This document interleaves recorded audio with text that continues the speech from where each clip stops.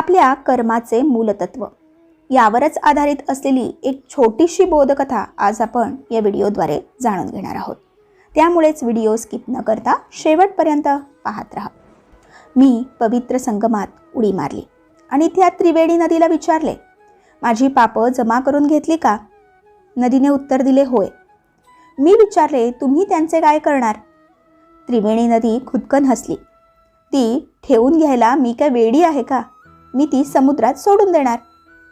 उत्सुकतेने मी समुद्राकडे जाऊन त्याला विचारले, माझी पापं त्रिवेणीकडून मिळाली का? समुद्राने उत्तर दिले, होय। मी विचारले, तुम्ही त्याचं काय करणार? समुद्र हसला। मी वेडा आहे का ती ठेवून घ्यायला? मी ती ढगांमध्ये जमा करणार।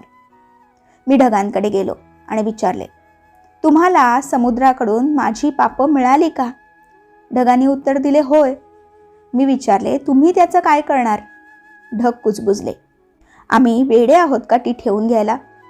आम्ही त्याचा पावसासारखा खाली वर्षाव करू। मी विचारले, कुणावर?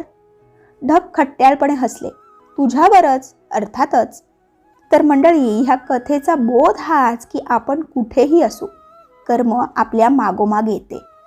ही सृष्टी आपल्याला आठवण करून देते की नीतिमान राहा आणि चांगले वर्तन करा, कारण आपले कर्म शेवटी आपल्याकडे परततेच।